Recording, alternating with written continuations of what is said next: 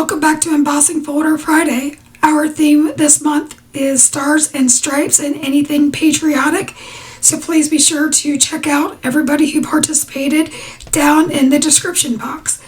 I am using 3 different embossing folders for my project today. The first one being the Doris Stripes, which is a 5x7 embossing folder, a Tim Holtz dot matrix, and a Sizzix folder, which is a US map. I start my project by bringing in candied apple distress oxide, and I apply that directly onto the inside of the folder where the black writing is. So the reason I bring up that is you're going to get a more vibrant red and a better impression, because that is the part that's going to be pushed down into the paper, kind of like you're stamping. So when you take it out of the folder, the white part of the paper is going to be raised and the red is going to be sunk down, if that makes any sense. I did use 120-pound cardstock for this because I like a lot of dimension, but of course you could use whatever paper you wish. Now I am doing the exact same technique on the same side. And since I didn't have a stars embossing folder, I thought this dot matrix would work. So I first start to swipe prized ribbon distress oxide in there, and I saw that I was going to get harsh lines, so then I kind of swirled it around to get rid of those lines, and I ran that through my platinum. Next, I bring in the US map embossing folder and run that through. Now a flag, usually the blue part is about 2/5 of the size of the rectangle when you're making an American flag. Ask me how I know. I googled it because I didn't know. So I trimmed my panel down to 4x6, so I'm roughly at like 2.5 to a little bit less than 2.5 inches square.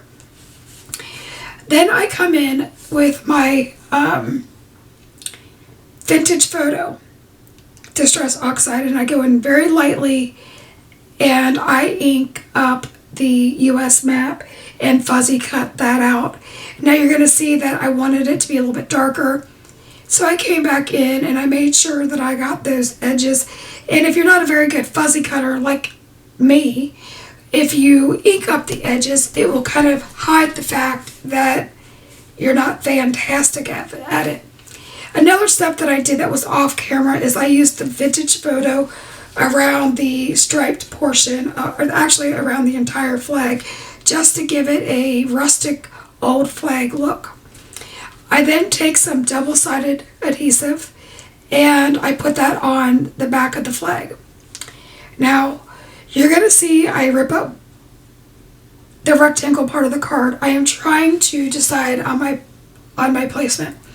I originally wanted to put part of the map underneath the star portion of the flag, but I didn't want to cut off that much of the United States. I thought California might be mad at me, and Oregon, all these wonderful places would be very mad at me.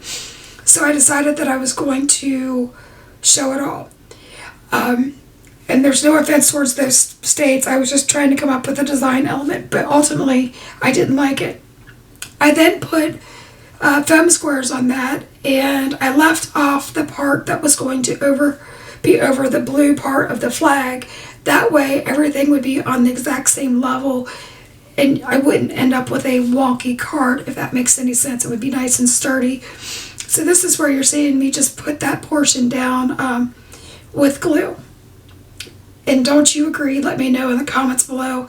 Doesn't this look so much better than going underneath the blue? I think it does. I think it was a great decision on my part to change that up for so many reasons. Anyhow, then I matted that onto a piece of craft cardstock, and that measures 4.5 by 6.5 because I am going to put this on an A7 or a 5x7 navy card base. So that's kind of what you're seeing here. I'm just sizing it up, making sure that I like it, and then I glue that down with my wet glue. And again, I use the wet glue in case I don't get it straight, I can wiggle it. Now it's time to come up with a sentiment, and I decide on the Tailored Expressions the Inside Scoop Freedom stamp set, and I went with Freedom is a Precious Gift. I embossed that with Versamark, and I pre-treated that with an anti-static powder tool. And then I added fine detail gold. Now this is where my card just kind of goes to crap for a minute. And I left it in because I don't believe in starting over on cards. I feel like there's always a way to salvage it. And I also believe that everybody needs to see us make mistakes. So in the meantime, like I said, this is part of a hop. There's going to be a group of us. We are part of Courtney Kreber's Handmade Happiness group.